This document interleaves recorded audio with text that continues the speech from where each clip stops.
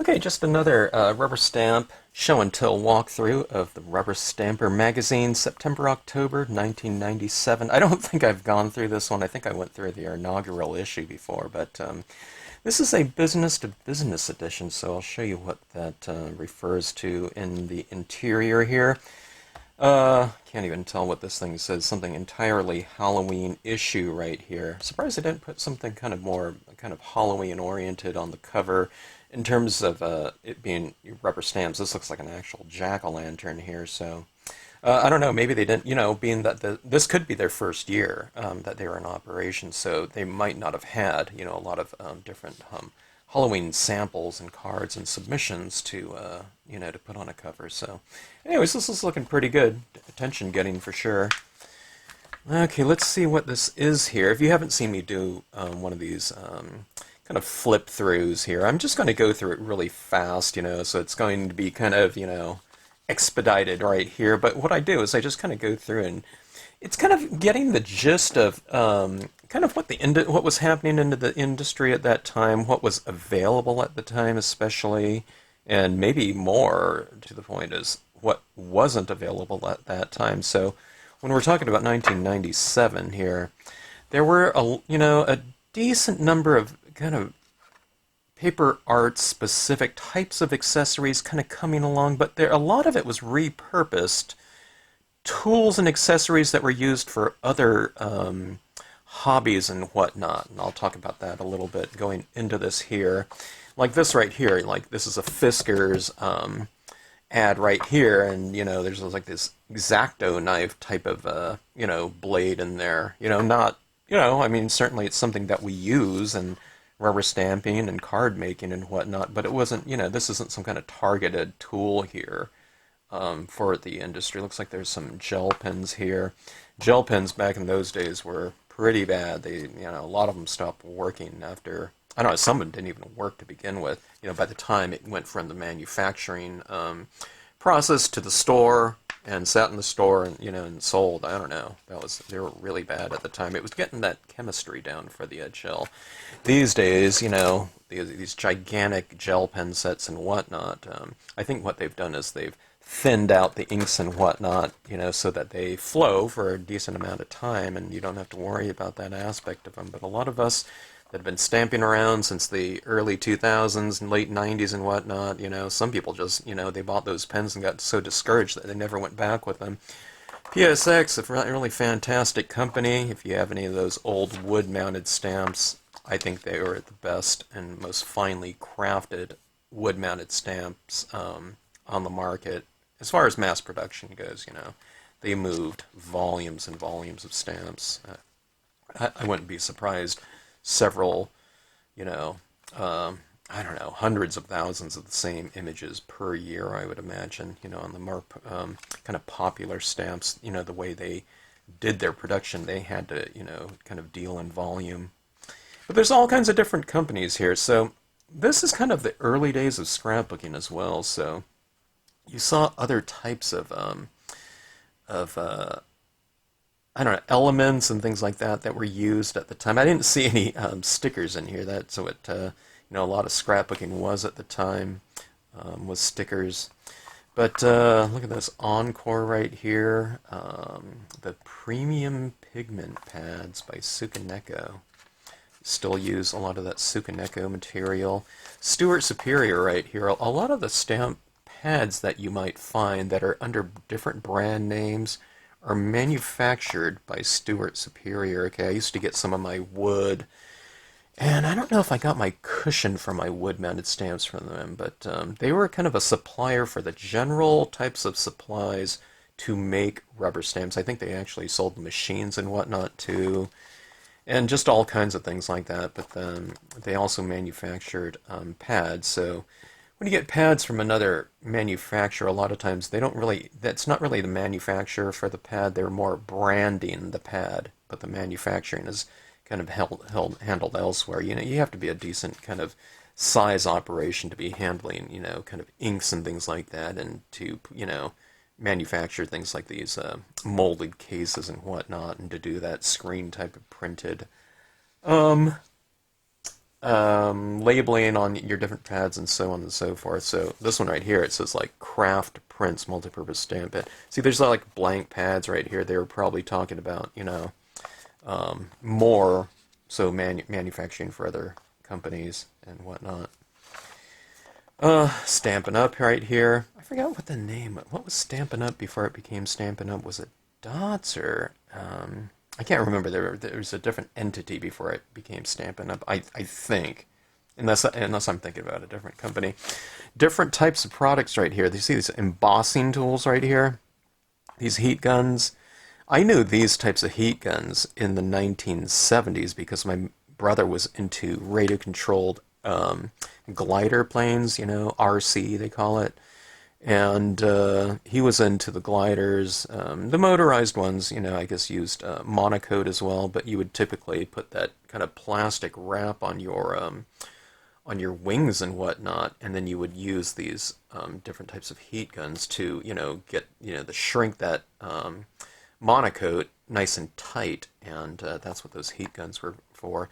So the way that they kind of catered, geared these types of tools, these existing tools for, the rubber stamping market was they just changed the colors of them. So I don't know if Marvy had the heat, the tools and whatnot, if they were supplying it for kind of the hobby industry and, that model making crowd, the RC glider type thing or not. But I don't know, that's what I know those tools for. Maybe they were used for something else, but, certainly became kind of the go-to embossing type of instrument. But people were using all kinds of things before, like upside down, like clothes irons and whatnot. You just have that thing heating up and kind of mounted somehow, and then you put your piece of paper on there with the the embossing powder, and it would emboss. So I used to see all kinds of things being used for embossing purposes, little mug warmers and stuff like that and whatnot. Oh, look at this, no stamps whatsoever. So this is talking about the the carving book. So you wouldn't really see something like this in a rubber stamping magazine. Kind of, maybe a year or two after this type of thing. You wouldn't see like a pumpkin carving kit. There was just so much rubber stamping tools and accessories and companies and stores and whatnot out there, conventions, that it really became very focused in on rubber stamping specific or crafting tools specifically. But before then, you'd see ads for things like general markers and whatnot.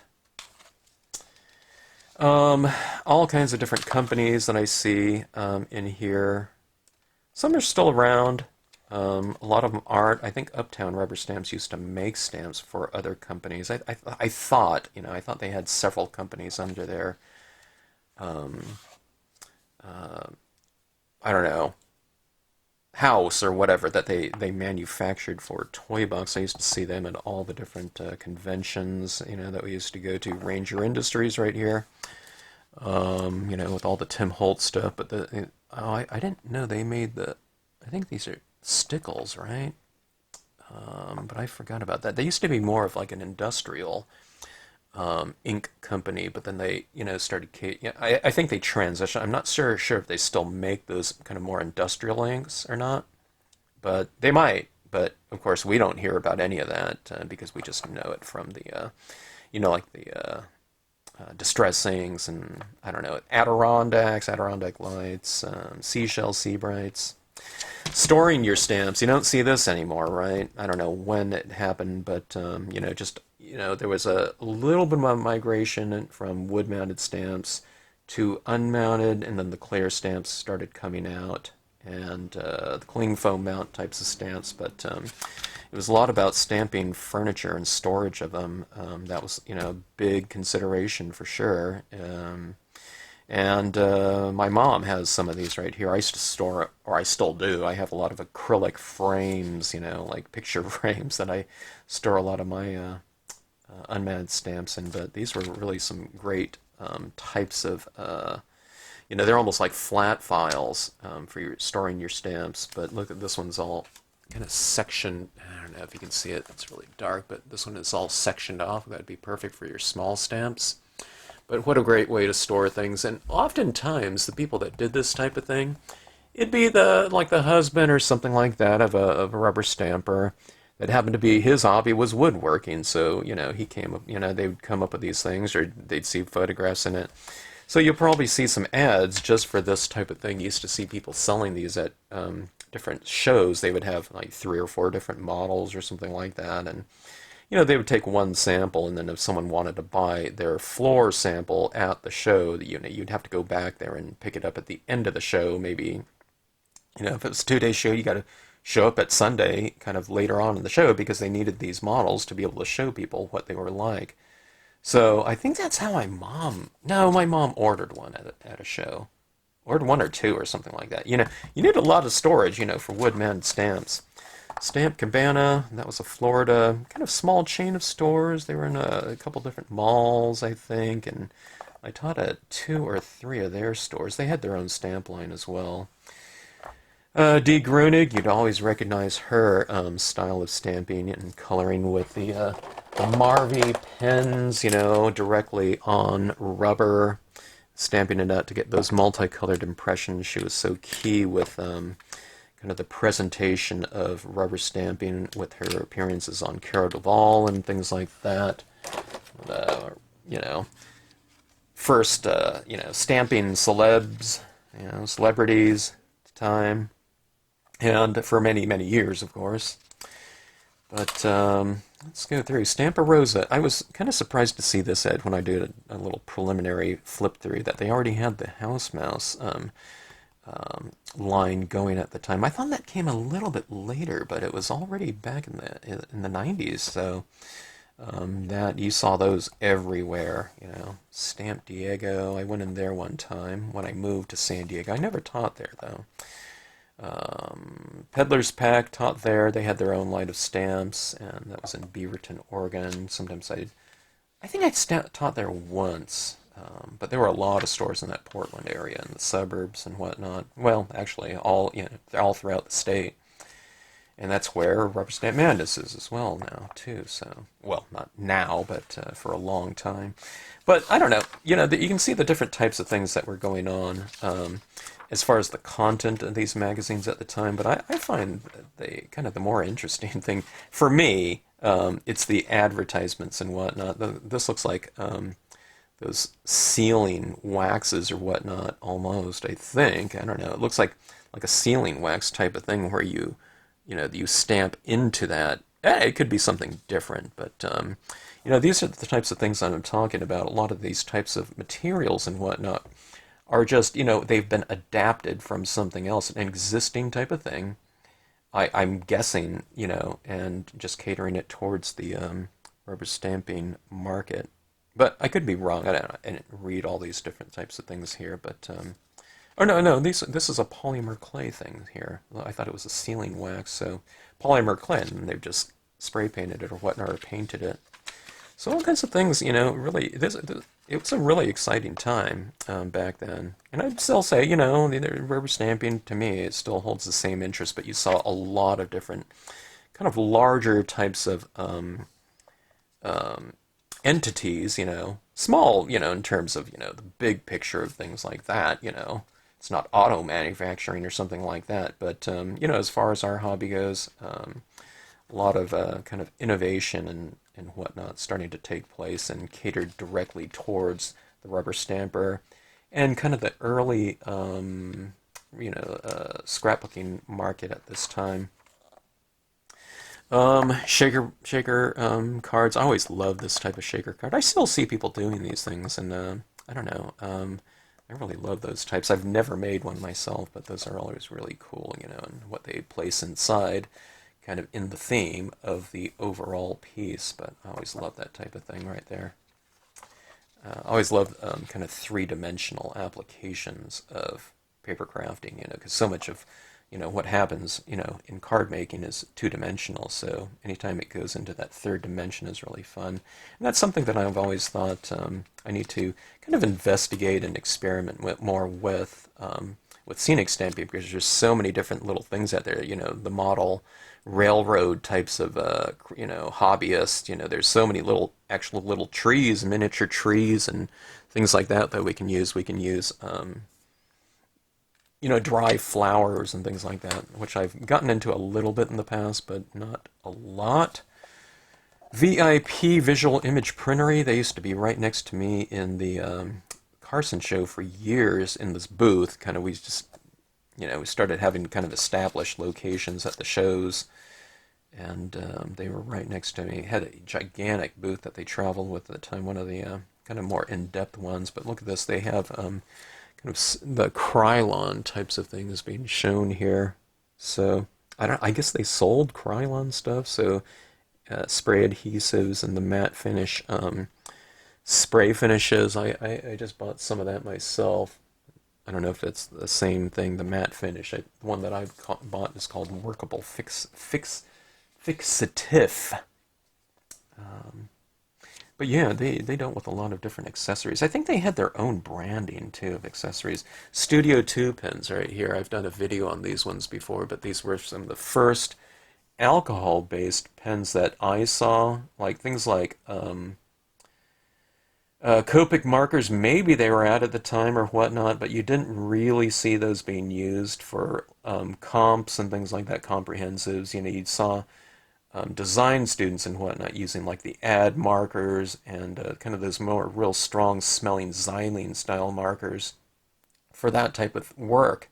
I never saw Copics before back in those days, but Studio 2 was around, and I have 2 sets of these, but this was a really fantastic type of pen for my use because I like working and embellishing my dye-based ink colors with light shaded valued alcohol pens because it doesn't blend, it doesn't smear my water-based applications of ink coloring. But this is like a line of Studio 2s right here. But look at this, they had all the different values of pens from 10%, 20%, and it would always say what percentage it was. So I have a couple different sets. This is a general set that goes, you know, in this different value range. This is always the type of thing that I recommend for people in terms of the inks they buy. You know, have a line of, you know, a value range. It doesn't have to be 6 or 7, you know, colors of each. I do like 6 or 7 blues, but you know, just have a value range of each of your hues, different hues. So blues, you know, light. Yeah, this one, there's no medium here, but this one goes light, dark, you know. But greens, light, medium, dark, you know, medium, darker. And you can have different versions of it too. But Studio 2 had it back then, so, you know, I always thought they were before, they were just a little bit before their time. I saw that Printworks starting to carry Studio 2, but just, I don't know, everyone had like Marvy markers and whatnot. They had La Plumes and Tombos, but in reality, that alcohol-based one, using it with our dye-based inks to make prints with, is actually, I don't know, I think a little bit better. Now these ones right here, you know, with these types of pens, you can color and make an impression with it. But if you're doing those types of coloring with outline styles of designs to stamp something out in your dye-based ink, which you'd be doing, I don't think like things like the solvent inks were out there at the time, like a StazOn or whatnot. But you know, you stamp something out in a dye-based ink and you color it with the alcohol inks, it's not going to smear it at all. So this just didn't catch on. But then, I don't know, something happened with the Copic markers, you know, when that thing came around, people went crazy for them. And yeah, it was just too bad Studio 2 wasn't around at that time. They went out a bit, I don't know, they closed up, I don't know, early 2000s, I could be wrong, but a really good line. Anyway. Uptown Rubber Stamps again here. Judykins, big full page ad there. Let's see here. Commotion, stamping around. Look at this. Stamping around on a Caribbean cruise with Mary Jo McGraw of Judykins, Barbara Long, Artistic Stamp Exchange, $875, prepaid double occupancy, includes all port charges and taxes. So I don't know who did though. This one's Sydney and Melbourne, Australia, with Dee Groening and Mary Jo McGraw. And this one's a Honolulu, Hawaii one. So I don't know. It looks like this one might have been kind of a central entity organizing these stamping cruises right here. I was asked to go. I don't know which one to go on a couple of different cruises before, but I just couldn't. I couldn't be gone for like 2 weeks or something like that, flying to get somewhere, and then taking off. So I was just too busy, running Stampscapes and whatnot. So I just couldn't take off for even a week at the time. And whatnot. This is interesting right here. I was talking to Gary Dorothy of Stampa Barbara. Stampa Barbara, I don't know, it was the biggest rubber stamp retailing entity really in the history of, I don't know, the universe or whatever. Definitely the stamping universe. But 3 stores, Santa Barbara, Orange County, and Melrose.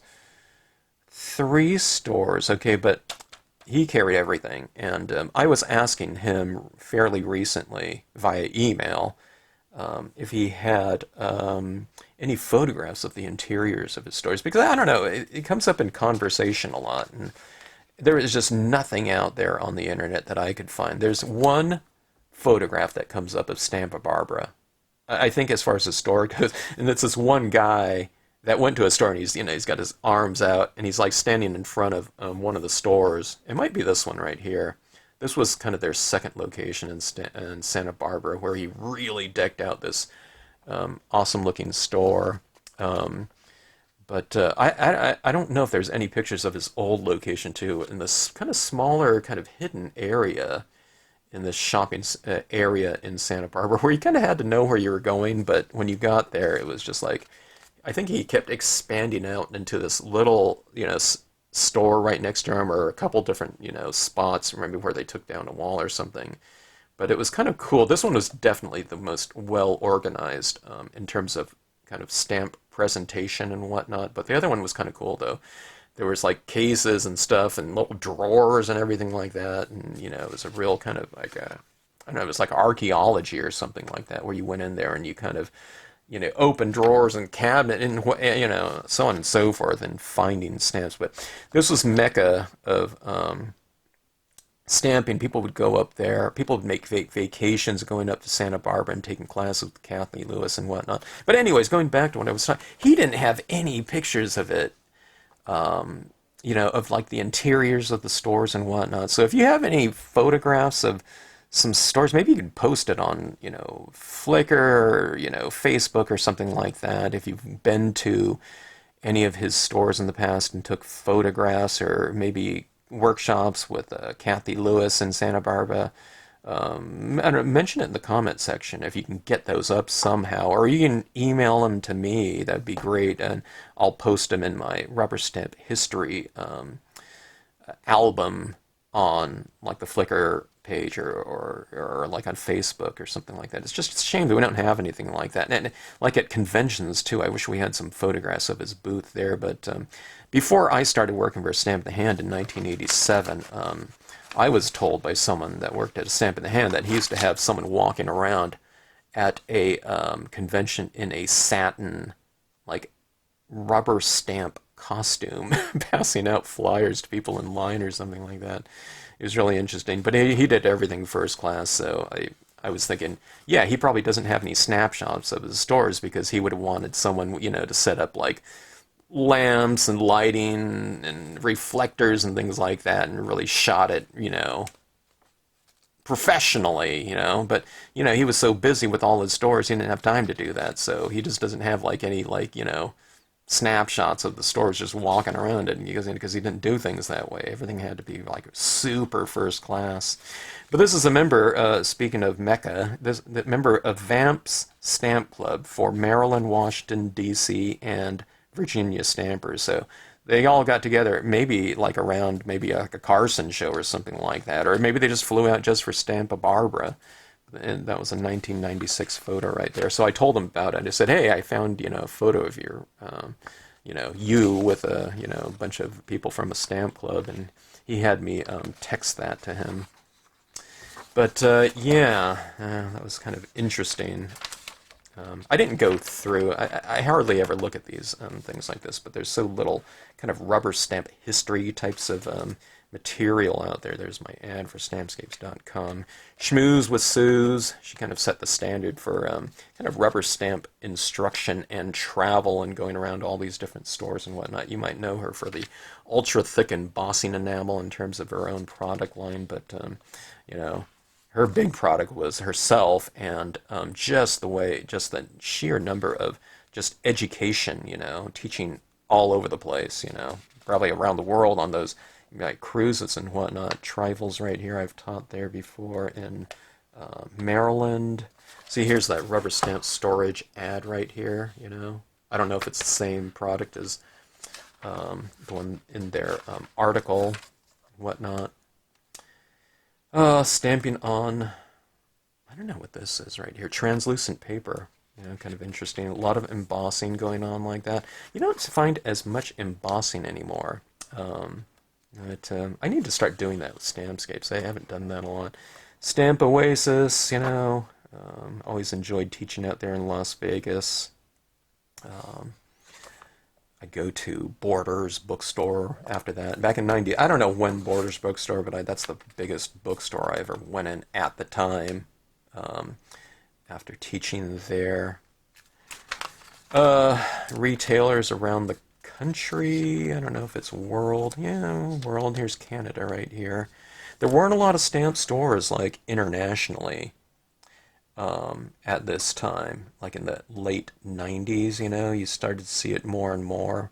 There were some places around. I don't know if they were full-blown stores. Yeah, they might have been, by this time, but I don't know. But it was really kind of taking off more so around 2000 and whatnot, and then also with the scrapbooking type of store too. That of course, scrapbooking. And stamping, a lot of people didn't do, both. A lot of people did, but we shared a lot of the same tooling, of course, in terms of the constructions of pages or cards and whatnot. And by 1997, too, I'm trying to think if mail art was still going on as much as it was, like in the 80s and 90s. Early 90s, maybe not. But I don't know, several different worlds all kind of converging with rubber stamping right here. Northern Illinois rubber stamp retailers bring to you Burning Rubber 2. So a lot of different retailers getting together to take out this full page ad like that, working together. That was always a good idea for stores to do that. In theory, they're all kind of competitors, but when they're kind of working together, it was a little bit more organized, and they can all benefit from kind of being around together, because a lot of times, maybe someone wouldn't drive to one store, but if there were, a few different stores that they can hit all at the same time, then maybe people would be more likely to go, on kind of a weekend, kind of a little, I don't know, rubber stamp retailer crawl or whatever, and hit several different places. And also, if you were kind of an out-of-state instructor or in-state instructor or whatnot, you might not fly out from, 1,000 miles to go teach at one store. You might, if they could fill up your classes all week, but you were more likely to do that if you can hit, several different stores at the same time. And when they're coordinating and working together like that, it made it much easier. Otherwise, it was kind of competitive,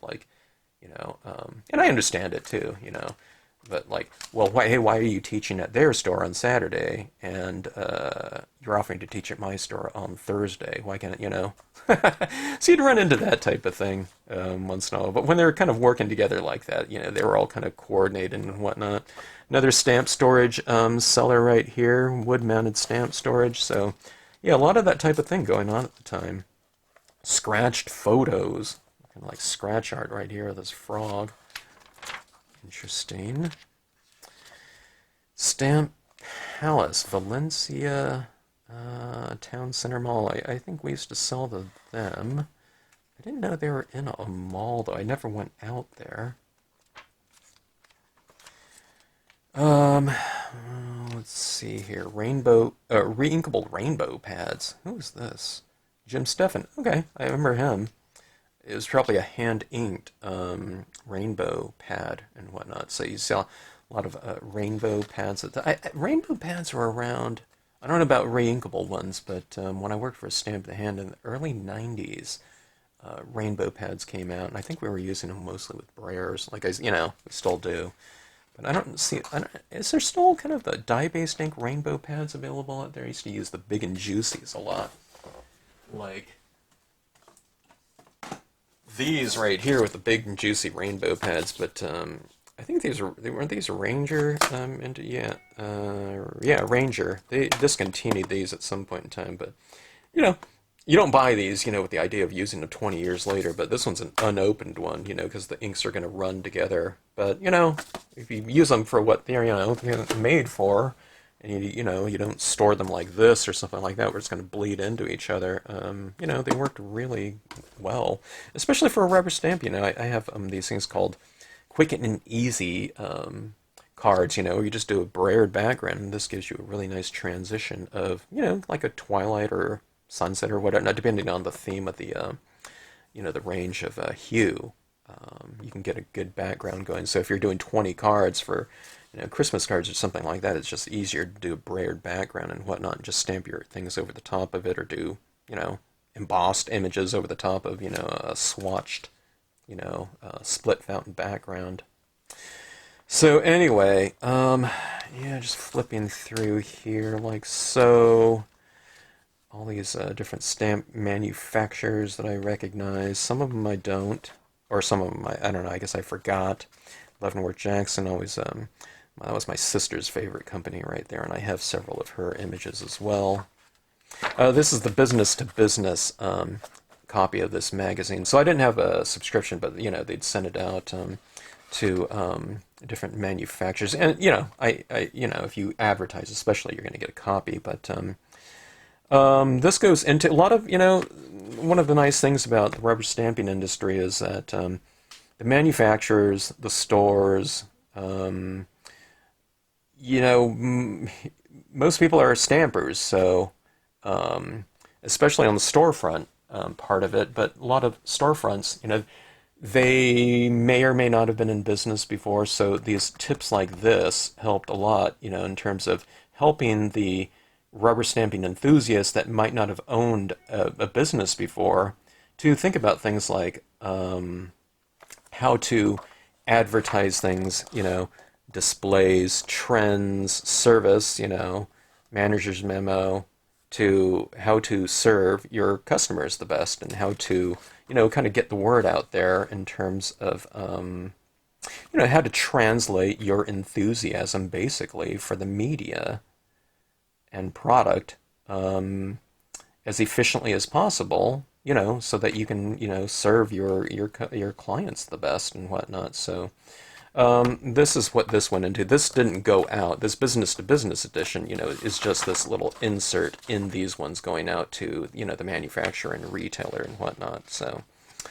always good to know that type of thing. It looks like this is still part of the business to business part. See, this is a Stipple Brushes by Toy Box, okay? And these brushes, I don't know if you can see them. I think they're, for the most part, they're like stencil brushes. I think they are. I'm guessing they rebranded these. I don't think they were manufacturing these themselves. They're probably overseas or something like that. But these are really great tools here, and they've kind of been lost in the shuffle and whatnot. A lot of the new stampers, I'd say, in the last 10, 15 years or something like that, wouldn't have seen something like these, because I don't know, there's certain types of things like glossy cardstock. A lot of times people have never used that before, but if you were stamping back in these days, you weren't using Yupo papers and all kinds of different papers, that there are today, or at least in the consciousness of, the paper crafter. So we were talking about glossy cardstock, matte cardstock, but things like these tools right here are really great for color application. A lot of people are using things like makeup brushes that are they're not geared towards capillary action and absorption of wet media to apply onto a surface. They're made, makeup brushes are made for dry, like foundation brushes, they're made for dry media, So you can kind of muscle and force, that type of application with a tool that's not geared towards that. Or you can use something like these stipple brushes here, which are kind of the same thing. They're like hairs like that, but the fibers that these ones were made out of have kind of a capillary action for wet media, so it's easier to apply with this because these ones are made for that purpose. It's not kind of crowbarring in some type of application, for which the applicator isn't meant for. So things like that, you might want to look into that. I don't know if they're called stipple brushes, or I thought they were stencil brushes in different sizes that they were using for that type of thing. So, and that gives you a real soft look and whatnot. But yeah, Toy Box, they were a really great company, and like I said, I used to see them around at all the different shows that we were doing. I don't know if they were traveling everywhere. Probably, though. A lot of us traveled all over the place. A lot of little ads here for your different stamp stores and companies and whatnot. Kind of a sample gallery right here. You can see kind of the types of things that were, being done at the time and whatnot. Dimensional types of things. A lot of embossing. Well, I don't know. Yeah, I think a couple of these are embossed and whatnot. But, yeah, just really fun stuff. Definitely no, like, Cricut types of machines and those types of hardware types of things at this time.